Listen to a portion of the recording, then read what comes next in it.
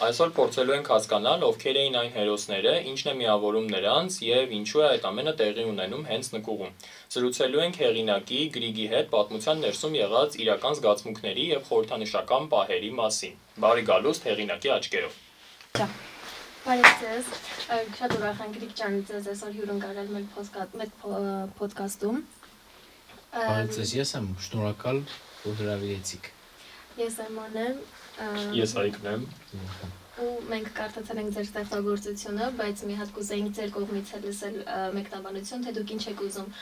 հասցնել ընթերցողին, ինչ մեսիջներ եք ուզում ընթերցողը հասկանա կարդալու ժամանակ։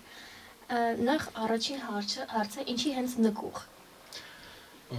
Ընդհանրապես այս գործի մասին նախ ասեմ, ինչ որ այդտեղ գրել եմ, այսինքն Հիսուսի կատու գրքի մի պատմվածքն է, դրանից շատ ժամանակ է անցել, չնայած մինչև հիմա գիրքը հրատարակիչ երբ ամեն տարի ամփոփում է, բեսթսելերների մեջ է, ես զարմանում եմ, թե ով է կարդում, բայց կարդում են մարդիկ ու ուրեմն խնդիրները, որոնք այնտեղ կային, հետաքրքիր են դեռ մարդկանց, երևի արդիական են։ Ինչ էի ուզում ասել, ընդհանրապես այդ գիրքը երբ գրում էի, մի քանի խոցելի խմբեր կային, որ ինձ շատ էին անհանգստացնում, դրանք անտուն մարդիկ են, սոցիալապես ծանր վիճակում գտնվող մարդիկ, դպրոցական բուլինգը, հաշմանդամություն ունեցող մարդիկ, ու ինձ թվում էր, որ պետությունը եւ հասարակությունը պատշաճ վերաբերմունք ցույց չի տալիս, պատշաճ ուշադրություն ցույց չի տալիս այս խմբերին։ Հիմա ինչու նկուղը, որովհետեւ ես հայտնվել էի միտեղ, ինչ որ այդ նկուղը իրական եղել է, Անկեց ուզում ենք դրա մասին խոսենք, դրա մասին խոսենք, ու այդտեղից դու տեսնում ես երևանցիների ոտքերը միայն։ Այսինքն դու նույնիսկ հավասար չէիր նրանց, դու ցածր էիր նրանցից, մեծամասնությունից ցածր էիր ու սիմվոլ հենց, որ մարդիկ, որոնք ավելի ներքևում են գտնվում, քան մեծամասնությունը ու փորձել է այդ նկուղից աշխարհը տեսնել։ Դրա համար նկուղ, այսինքն ավելի ցածր, քան մյուսները։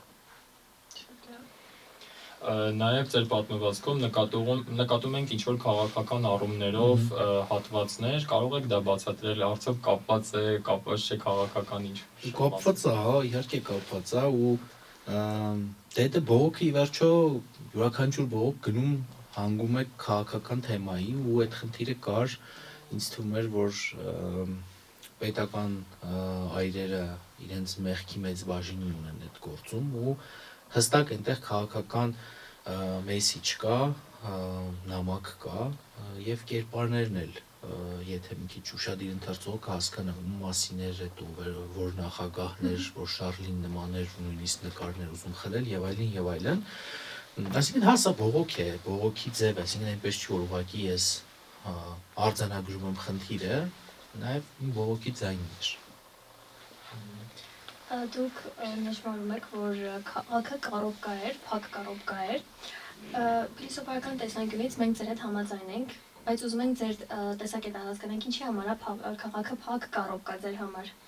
Մի տարօրինակ բան ասեմ, ես այդ բաներ որ ժամանակին լսում էի, մտածում էի ինչ տարօրինակ բաներ են խոսում, բայց հետո որ հիմա իմ գլխին եկավ, այնպես տարօրինակ մի հատ պահ կա, երբ որ դու գրում ես, ինչ որ բաներ քո հետ եղել են, ինչ որ բաներ ընդհանրապես չեն եղել, դու հորինել ես, ինչ որ բաներ լսել ես ինչ որ մարդկանցից, բայց ամենատարօրինակն ու հետաքրքիր, երբ որ դու գրում ես ինչ որ բան, որը հետո է քո հետ կատարվում։ Ու այդպիսի մի քանի դեպքեր եղել են, սա այդ դեպքերից է, ես փորձում էի գրել մի վայրի մասին, որը փակ է, որից հնարավոր չէ դուրս գալ եւ որը արդեն մղձավանջային տարածք է դարձել։ Ու այդ ժամանակ, երբ որ ես գրում էի, ես այդ վիճակում չէի։ Հիմա մանավանդ այն ինչ կատարվում է մեր երկրում, այն ստրեսը, որ պատերազմից հետո ունեմ, այն վախերն ու անհանգստությունները, որ ունեմ երկրի եւ առհասարակ այն ամենի հետ, ինչ որ իմ շրջապատում է, ես հասկացա, որ ասում եմ, ես հիմա այդ կարոպկայում եմ, որտեղ ես երկրից դուրս գալ չեմ կարողանում, մերժում եմ բոլոր հրավերները, ինձ թվում է, որ ես հանկարծ այստեղից բացակայեմ մի վատ բան կլինի, կամ ինձ հետ կամ այս տարածքի հետ երկուսն էլ շատ վատ է, այսինքն սա փորձում է ինչ-որ մի հատ էքզիստենցիալ տարածք ստեղծել, փակ տարածք, որը կուլ է տալիս բոլորին, մարդասպան քաղաքի, ու հիմա ոնց որ ես, եթե այն ժամանակ գրում էի լսելով, հիմա ինքս եմ տեսնում այդ ամենը։ Այսինքն հիմա գրում եք փորձի հիման վրա արդեն։ Ոչ թե փորձի հիման վրա գրածս ոնց որ գլխիս է գալիս։ Դες մա չգիտեմ, տարօրինակ տողա։ Դրա համար պետք է ամեն դեպքում զգուշությամբ գրել ինչ որ բաներ։ Սկզբում նշեցիք այդ բուլինգի մասին, այդ քաղաքական այդ ամեն ինչի մասին, ձեր հետ այդ ամեն ինչը հենց տեղի ունեցել, թե դուք ուղղակի ականատես եք այդ ամեն ինչին եղել։ Չէ, ես հիմնականում ինչ գրում էի, մի մասը հորինվածքեր, մի մասը իրական, այսինքն ու նույնիսկ շատ աբսուրդ բաներ, կարող մի բան կարդակ, ասեք անհավանական է sense բան լինի, բայց այդ եղել է, ու կարող է կարդակ լինի, որը շատ ռեալ է, շատ իրական, ու մեկ էլ դա էս հորինել են։ Ու հետո ինչ պատմության մեջ ասես ընկնում էի, մարդիկ գալիս էին, ասում էին, ես ինչ մարդուն կորցրել են, քո պատմվածքում գրել ես, որտեղ է հասցե դու, որտեղ ես տեսել վերջին անգամ, ես հորինել էի այդ մարդուն։ Եվ նույնը հակառակը այն տեղերը, որտեղ ինչ որ երբնական բաներ են սկսում տեղի ունենալ, օրինակ նախագահի նկարի հետ կապված, որ Շարլ Ազնավուրին նկարել կերպարը, բայց բարձվում է նախագահն է։ Դա իսկական էր եղել, չգիտեմ ոնց էին նկարել, տենց հայրս էր նկարել, իրոք հերգից էիր նայում Շարլ Ազնավուրն էր, մոտիկ էր գալի նախագահն էր դառնում։ Ինչ որ տարօրինակ sense բաներ էին լինում, բայց երևի ինձնից էր, որտեվ ես նկատում էի այդ տարօրինակությունները։ Երևի սաղից կյանքում ինչ որ տարօրինակ բաներ տեղի են ունենում, բայց դա այդքան ուշադրություն չենք դարձնում, մտածում ենք թե պատահականություն էր կամ, չգիտեմ, ինձ էլ դուր էր գալիս դրանք նկատելը։ Բայց բուլինգը եւ այդ ամեն ինչը ես, չգիտեմ, ես մեծ հույս ունեմ, որ հիմա այդպես չի ոնց որ իմ մանկության շրջանում էր, բայց ճիշտ ասած, որ դպրոցներն ինձ հրավիրում, ես գնում եմ այդ պահին, որ հարց եմ տալիս կա, օրինակ ձեր դասարանում բուլինգ, բոլորն ասում են ոչ, չկա տենց բան, մենք նույնիսկ խաբար չենք, հետո ես գնում եմ տուն ու այդ նույն աշակերտներին ինձ նամակներ են գրում, որ իրականում գիտեք ուսուցիչն այդտեղ էր, գիտեք այդ պահին չասեցինք, բայց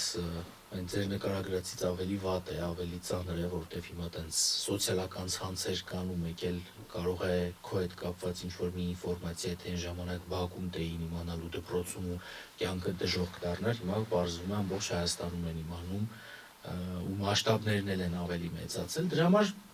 այդքան նաիվ ու լավատես չեմ, որ հիմա չկա, ճիշտ հակառակը կարծում շատ ավելի դաժան է դարձել, կամ գուցե ավելի չի դարձել, բայց հնարավորություններն են մեծացել մարդկանց կյանքը թունավորելու, ինչքան էլ ես շատ եմ սիրում նոր տեխնոլոգիաները եւ ինձ դուր են գալիս, բայց նաեւ գիտակցում եմ, որ դրանց հետ նաեւ հին վախերը թարմանում են, օրինակ չգիտեմ, մարդը միշտ վախեցել է կամ հանգստացել է, որ իրեն հետևում են, հիմա կարող է դուք էլ ծանոթներում եք, որ համակարգչի տեսախցիկը ինչ-որ բանով փակում են, սանտավիկ, ինչ-որ բաներ գցում, չէ՞։ Հիմնականում մեծացումներն են անում։ Հա, մարդը ունի այդ անհանգստությունը, որ իրեն ինչ-որ մեկը հետևում է, ու տեխնոլոգիաները իր հետ ոչ թե վերացնում են այդ վախը, այլ նոր ձևեր է ստանում։ Հիմա դրա համար ինձ թվում է բուլինգն էլ է փոխվել, չգիտեմ, կարող են արհեստական բանականությամբ deepfake-ով քո դեմքը դնել մի ուրիշ ինչ-որ իրավիճակում գտնվող մարդու դեմք ու դարի հետո ապացուցի մանավանդ մեր երկրում այդ հավաստի լրատվության մեխանիզմները լավ չեն աշխատում ու ինչքան էլ հետո մերժես միշտ սկանդալը շատ ավելի է տարածվում ու այդ անունը քեզ որպես սպիտակ մնալու է քեզ վրա, հա։ Այսինքն այս թեմաները երևի դրա համար են մարդիկ էլի գիրքը առնում, որովհետև ինչ-որ զգացողություններ ունեն, անհանգստություններ ունեն։ Ես դպրոցների եւ համալսարանների համար շատ անհանգիստ եմ հոգեկան առողջության, մարդու արժանապատիվ կրթություն ստանալու եւ առասարակ իրեն արժանապատիվ զգալու այդ խնդիրները ու ինքս էլ տեսել եմ եւ այդ բուլինգն եմ տեսել տվեն դպրոցում որտեղ սովորում էի 7-րդ զանգվածում բուլինգը այնքան նորմալ էր որ նույնիսկ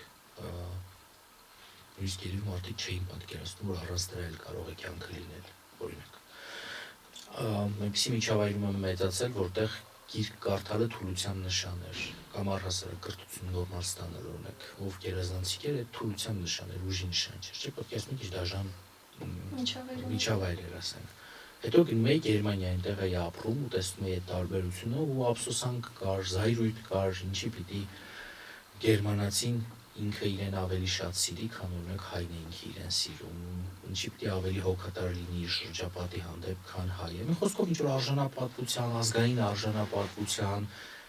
սեփական սերնդին ավելի լավ ապագա տալու այս ձևի ձգտումներ կար, որոնք գրեցի։ Այսինքն այդ թեմաներն էին, դպրոցական բուլինգ, հաշմանդամություն ունեցող մարդիկ, սոցիալապես անապահով մարդիկ, որովհետև ես նույնիսկ շատ հարցազրույցներում ասել եմ, մինչև պատերազմը դրա համար հիմա էլ կարող եմ այսպես հանգիստ խոսել դրա մասին։ Ես ունեի այն համոզմունքը, որ հասարակությունը եթե շղթա է ու բազմաթիվ օղերից է բաղկացած, մի ամբողջական շղթա է, ինչ-որ դժվար կացության վիճակի մեջ գտնվելու ժամանակ կարծես փորձության ենթարկեն այդ շղթան, մեկը ուժով քաշում է։ Բայց ինչքան այնտեղ մեծ հսկա օղեր ունես, որոնք ամուր են, դրանցից չի փոխվելու քո հասարակությունը, թույլ տեղից է փոխվելու, այսինքն քո շղթան ի վերջո փոխվելու։ Ինձ համար այդ թույլ տեղը այդ սոցիալապես անապահով մարդիկ էին, այն ինչ նշեցի, եւ մեծ հաշվով այդպես էլ եղավ, որովհետեւ կարող եք փոքր ուսումնասիրություն անել, չնայած ըստ այն դուք եք տեղյակ, որ շատ դեպքերում զինվորները սոցիալապես անապահով ընտանիքներից էին, կամ շատ բարդ է գնալ առաջնակից, երբ որ դու ունես վարկեր ու չգիտեմ ինչեր ու գիտես, որ այդ օրերին որ չես աշխատում պրոբլեմ է լինի, եւ այլն, բազմաթիվ ուրիշ հարցեր, որ չպիտի այդ պահին զինվորը մտածեր այդ հարցերի շուրջ, հա։ Այս մեզ հետ եղավ այդ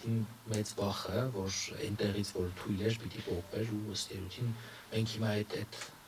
ականատես ենք լինում այդ ավիրմանը։ Իսկ օրինակ,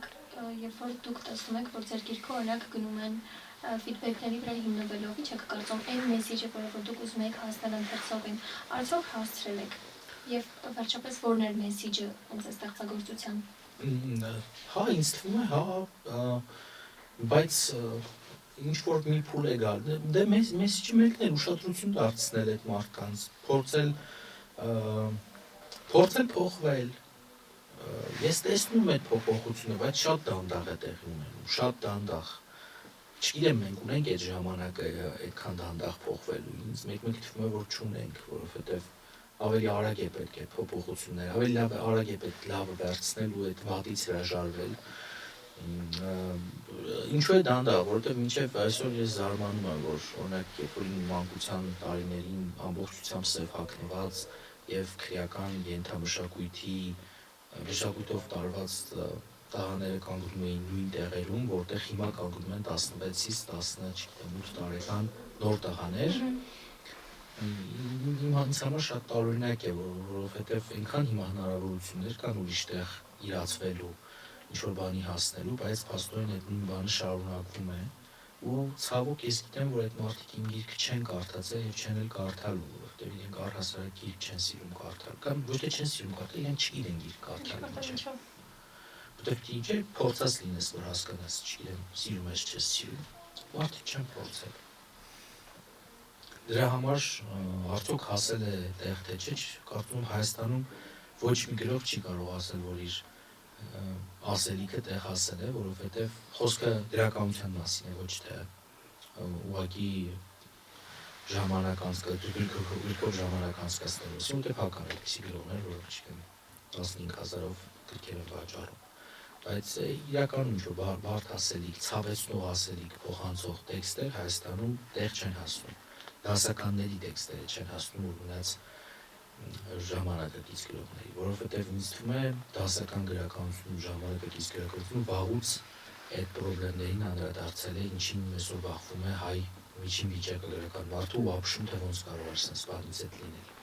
Պարզապես մարդիկ կամ չեն կարդում, կամ էլ լուրջ չեն վերաբերվում, չգիտեմ։ Բայց դա էլ է ձև, կամաց ենք զարգանում, օրինակ հիմա Հայաստանում չգիտեմ, գիրք նվիրելու օր կա, որը շատ լավ օր է, սիրուն օր է, մարդիկ իրար գիրք են նվիրում, այսօր շատ նորմալ է, որ դու ինչ-որ մեկի ծննդյանի գիրք տանես նվիրել, բայց ես հիշում եմ, որ մարդիկ կային, որ ասում էին ախր ոնց գիրք նվիրեմ, ինչ գիրք նվիրեմ, ես հիշում եմ, որ գրքերը մանշված էին, դու նոր գրքեր, նոր հրատարակած գրքեր շատ դժվարությամբ էիր գտնում հայերեն լեզվով, որտեղ ռուսերեն էին։ Այսինքն այս փոփոխությունը կա, լավ սերունդ է եկել, որը կարդում է, որը փոխում է շատ բաներ, բայց տեմպերը դանդաղ են։ Ինձ թվում է հենց այդ լավ սերունդը ընկալում է ձեր գրածը, ձեր մեսեջը հասկանում է, բայց օրինակ ես հիշում եմ Անգլիսանում, ցենց շատ էին գալի քննարկում, որ օրինակ որն էր գլխավոր դեպքը, ես հասկացա, որ ուղղակի այս պատմության միջոցով հեղինակը փորձում է նշмарի ինչա կատարվում մեր հասարակությունում, մեր հասարակության ընդհանուր բնութագիրը։ Հա, ինձ հետաքրքիր էր, ես այդ ժամանակ չգիտեմ, գնում էի անտուն մարդկանց էի գտնում, իրենց գարեջուր էի լսում կամ օղի, ինչ-որ դելիք էի առում, ծխախոտ էի տալիս ու ուղղակի ուզում էի, որ պատմեն։ Չէի ասում, որ գրող եմ, որտեղ հենց ասում ես, որ գրող ես, դու իրենք փոխվում են, կեցվածք են ընդունում, այդպես ու ուսումնասիրում էի, այսինքն ակտիվ ինչ-որ գրական փուլեր, ես տանը նստած չէի գրում, ես գիտեի, որ այսօր ազատ եմ, ես պիտի դուրս գամ իմ հերոսին գտնելու։ Հա, ինչ-որ այդ ժամանակներ, այդպիսին էր, այդ անտուն մարդիկ էին, ահա որ էր, այսպես ասեմ, մի հատ լավ սահմանում կա ողբերգություն, որն է, երբ որ պատժվում է, ով չպիտի պատժվեր։ Սա իդեալական սահմանում է, որ դու ֆիլմ եք նայում, չգիտեմ, անիմեներ եք նայում, ինչ-որ նայում եք, դուք ողբերգության զգացողություն եք ունենում, երբ որ պատժում են նրան ու ինչ պիտի պատժեի։ Մեկ ես այդ ողբերգությունն էի ման գալիս, ես փողոց էի դուրս գալիս, ես տեսնում էի անտուն մարդու, որն ինձ գալիս Լևոն Խեչյանի գիրքն էր ուզում, ես տեսնում էի շատ մարդկանց սիրուն հագնված թանկարժեք մեքենաներով, որոնք նույնիսկ տեղյակ չէին, որ այդպիսի մարդ է եղել, որ այդպիսի գրող կա։ Ու ես այդ անարդարության զգացողությունն էի ունենում, այդ ողբերգության հետ էի առնչվում։ Ոնց կարող է այս մարդը, որ անտուն է, փողոցում է ապրում, այսքան շատ տեղյակ լինի գրքերից։ Ու սա պետության դեմքն էր։ Մեր պետությունը շատ տգեղ դեմք ուներ, որպես պետություն, որովհետև արդար կլիներ, որ, չգիտեմ, խոսքը միայն գիրք կարդալու մասին չի, հա, արդար կարող մարդը գիրք չկարդա, բայց ինտելեկտուալ լինել, արժանիներ է լինեին իրենց տեղում։ Չգիտեմ, ունեք մինչև այսօր մեր բիզնեսը դեռ նոր է հասկանում, որ օրինակ շատ կարևոր է ներդրումներ ունենալ արվեստի ոլորտում, որովհետև քո քաղաքի դեմքը այնուամենայնիվ սուպերմարկետները չեն։ Ինչքան էլ դրանք շքեղ լինեն, սիրուն լինեն, մեծ լինեն, շատ տարօրինակ է, որ քաղաքի դեմքը սուպերմարկետն է։ Որտեղ քաղաքի դեմքը պետք է լինի արվեստը։ Սա ավելի բարձր դեմք է, ավելի էլիտար դիմագծեր են, այսպես ասեմ։ Հələ նոր ենք այդ հարցերը մեզ տալիս, ինձ թվում է այդ նոր սերունդը, որ գալիս է, ովքեր ավելի շատ են կարդում, ավելի բաց են աշխարհի հանդեպ եւ ավելի շատ են սիրում, կամ ավելի ճիշտ են սիրում իրենց երկիրը, իրենք այդ հարցը կլուծեն։ Որտեղ ասում եմ, զարգացումը այսպես էր, ունենք փողոցային առևտուրը վերածվեց, հիմա այդտեղ մեծ սուպերմարկետ է։ Զարգացումը ստեղից էս է եկել։ Ուրիշ մեծ փոփոխություններ տեղի չեն ունեցել։ Այսինքն կապիտալիստական աշխարհի բերած զարգացումն է, իհարկե այն բերում է զարգացում, բայց հələ այն կատաղությունը չկա, բայց ինչի պիտի ամեն ինչ լինի գումարով, չէ՞ որ կա բաներ, որոնք չի ստացվում գնել գումարով։ Գուցե դրանք են դեմքը քաղաքի։ Գուցե իրար լրացնում են։ Համաձայն եմ։ Ուղղակի ես Ցյուրիխ քաղաքում Շվեյցարիան, Ցյուրիխ քաղաք, որը շատ ունևոր քաղաք է, շատ ավելի քան Երևանը, եւ Ցյուրիխում ես գնացի եւ տեսա նկարիչների, որոնք ամենակենտրոնում ունեին հսկա արվեստանոց, ու հարցից թե ինչքան եք դուք իլյուստրացիա ծախում, որ այսպիսի տարածքում ունեք ձեր տեղը եւ այդտեղ տպագրում եք եւ կազմում եք եւ այդքան մարդ եք պահում, գումար եք աշխատում։ Տնօրենն ասաց, իհարկե մենք այդքան իլյուստրացիա չենք ծախում, բացապես պետությունը չակերտա, որ ստիպում է բիզնեսին, ենթադրենք սուպերմարկետին, մեզնից գնել կաթի իլյուստրացիա։ Խոսքը ստիպել ասելով հասկանում ինչ-որ օգուտներ կամ ինչ-որ բոնուսներ է տալիս սուպերմարկետին, նրանք շահագրգռված են լինում այդ անելու։ Եվ սուպերմարկետը կաթի իլյուստրացիա է պատվիրում իրենց։ Բնականաբար դրանից կաթը ավելի շատ չի ծախվում, կաթը ծախվում այնքան, ինչքան որ պիտի ծախվեր, ինչքան որ կարիք կա։ Բայց պետությունը սրանով թույլ է տալիս, որ իր քաղաքի դեմքերը կարողանան այդ տեղը շքեղ տեղում տարածք ունենալ եւ բարձր, որովհետեւ համարում է, որ իր քաղաքի դեմքը այս մարդիկ են այնուամենայնիվ եւ ոչ սուպերմարկետը։ Ինչու եմ այսպես մի քիչ տարօրինակ համեմատություն բերում, որ զուտ սպառող հասարակություն մի քիչ չլինենք, էլի։ Ստեղծող լինելը ավելի բարդ է, ես հասկանում եմ, եւ ոչ բոլորը պիտի ստեղծող լինեն, բայց ստեղծողի հանդեպ կարեւոր է հարգանքը լինի բոլորի կողմից։ Ես գիտեմ, ես ձեզ ասեմ, դա ձեզ համար տարօրինակ լինի, ես հիշում եմ, երբ ինձ դպրոց էին կանչել առաջին անգամ հյուր։ Նստած էի ու այդպես խոսում եմ, մի հատ աղջիկ առաջին շարքում նստած, ինքս գույնը ավելի է գցում։ Ես խոսում եմ, ինքս ավելի է սպրտում, վերջը չդիմացա հարցի ինչ-որ բան է պատել, ասաց ուղղակի ինձ թվում էր բոլոր գրողները մեռած են։